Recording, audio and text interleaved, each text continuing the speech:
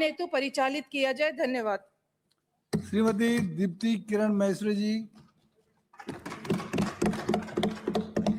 माननीय सभापति महोदय, आपने मुझे राजस्थान विषुवत क्षेत्रों में स्थावर संपत्ति के अंतरण का प्रतिषेध और परिसरों से किराएदारों को बेदखली से संरक्षण के लिए उपबंध विधेयक 2026 पर चर्चा करने का अवसर दिया, उसके लिए बहुत बहुत धन्यवाद।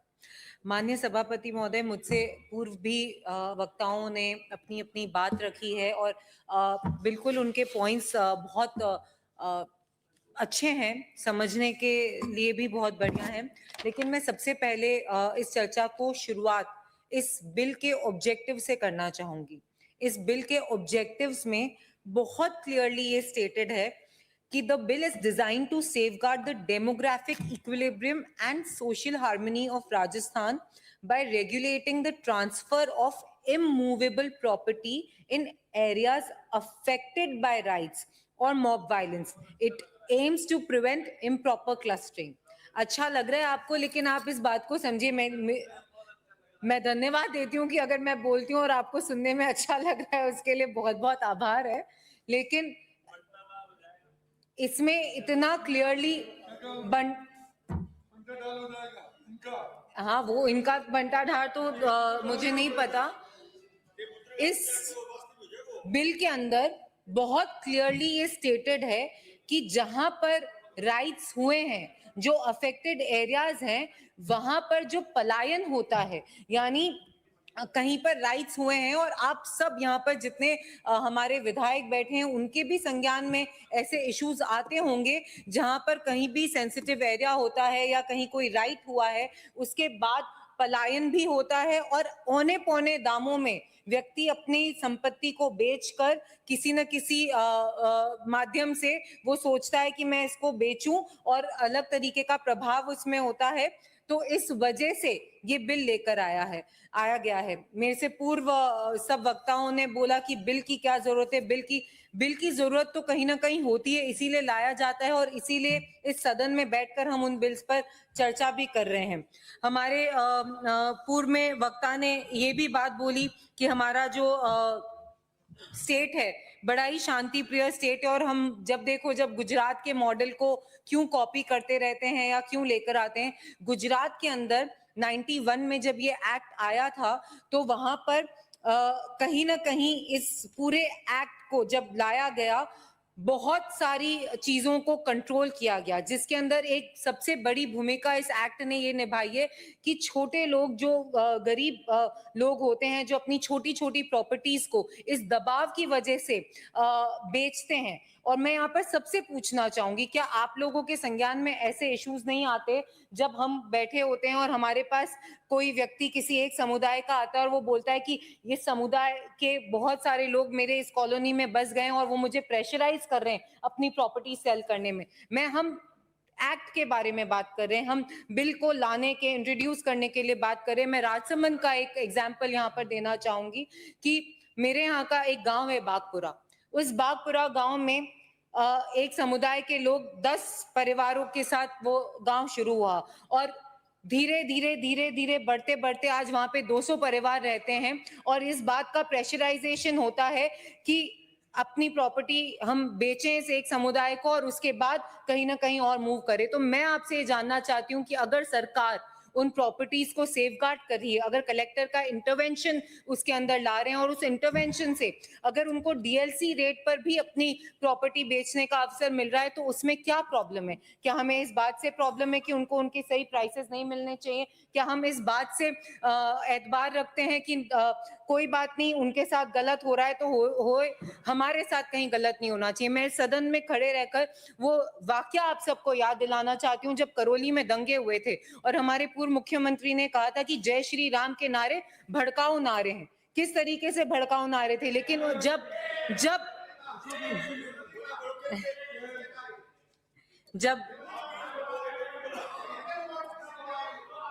सुन लो आप जवाब दीजिएगा रफीक भाई, आपको भी बोलना है। अरे सुनना है, अपनी अपनी भावनाएं व्यक्त कर रहे हैं। आपने भी कहा इंटरव्यूज है, मैं आपको भेज दूंगी रफीक भाई, मैं आपको भेज दूंगी।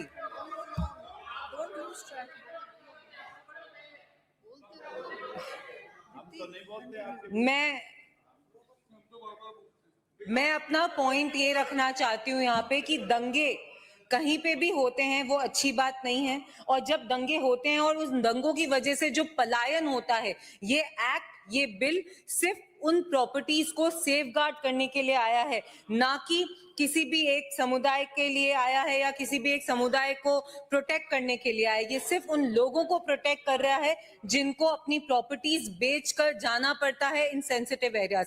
उसके बाद डिस्टर्ब्ड एरियाज की इसके अंदर बात करी गई। डिस्टर्ब एरियाज बहुत क्लियरली जब ये बोला गया है कि एक सर्टेन पीरियड के लिए हम उसमें डिस्टर्ब एरियाज में से पूर्व विधायक हमारी बोल रही थी कि डिस्टर्ब एरियाज क्या आप राजस्थान को प्रोटेक्ट नहीं कर सकते। ये राजस्थान को प्रोटेक्शन के लिए नहीं, ये उन प्रॉपर्टीज की प्रोटेक्शन के लिए है जो आफ्टर ऐसे इंसिडेंट्स के बाद उन प्रॉपर्टीज के राइट्स बिल्कुल नहीं होने चाहिए, इंसिडेंट्स तो नहीं होने चाहिए। और इस बात के लिए आप ये देखिए इन 2 सालों में नहीं हुए हैं, ये इस राज्य में नहीं हुए हैं, आपके राज्य में जो हुए उस पर आपस में नहीं, आपस में नहीं। आप बीजेपी की सरकार में हमले नहीं हुए हैं, इन 2 वर्षों में कोई हमले नहीं हुए। पिछले 8 सालों में उदयपुर में जो हुआ, जोधपुर में जो हुआ, करौली में जो हुआ, पहलगाम कब हुआ? वो कांग्रेस की गवर्नमेंट थी तब। करौली में जो हुआ वो कांग्रेस की गवर्नमेंट में हुआ। उदयपुर में जो कन्हैयालाल की हत्याकांड हुआ वो कांग्रेस की गवर्नमेंट में हुआ। जोधपुर में जो दंगा हुआ वो कांग्रेस की गवर्नमेंट में। आप भारतीय जनता पार्टी में कभी कोई दंगा नहीं होता, हम कभी प्रमोट नहीं करते कि कोई दंगा हो। आपकी सरकार में हुआ, आप खड़े होकर बोल रहे हैं कि ले आओ पेपर और पता पड़ जाएगा कितने आंकड़े मंत्री जी पूरे भारत में कितने हत्यारों को पकड़ा गया। देन कांग्रेस की है आपकी। विदिन 24 आवर्स पकड़ा गया, 24 आवर्स के अंदर। अपने अंदर झांक के देखो, अरे 55 साल में जितने दंगे हुए हैं कांग्रेस के राज में हुए। मंत्री महोदय, करने वाले कौन थे? माननीय सभापति महोदय, एक माननीय सभापति महोदय, दीप्ति जी एक सेकंड। मैं सदन के संज्ञान में लाना चाहता हूं कि आज शुक्रवार है और जयपुर के भट्टा बस्ती इलाके में एक मस्जिद में नमाज के दौरान उसकी दीवार गिरने से लोग दबे हुए हैं और अभी तक भी सरकार की सहायता वहां नहीं पहुंची है। मैं सदन के माध्यम से सूचित करना चाहता हूं कि वहां तुरंत प्रभाव से सहायता पहुंचाई जाए। बहुत बहुत धन्यवाद। स्टार्ट। माननीय सभापति महोदय, इस बिल के अंदर जो अनकंट्रोल्ड प्रॉपर्टी ट्रांसफर्स है जिसके कारण कई स्थानों पर गेटोइजेशन, सेक्लूजन की स्थिति बन जाती है, जहां एक समुदाय का अत्यधिक सघन प्रभुत्व स्थापित हो जाता है। ये एक्ट सिर्फ उसको बचाने के लिए है।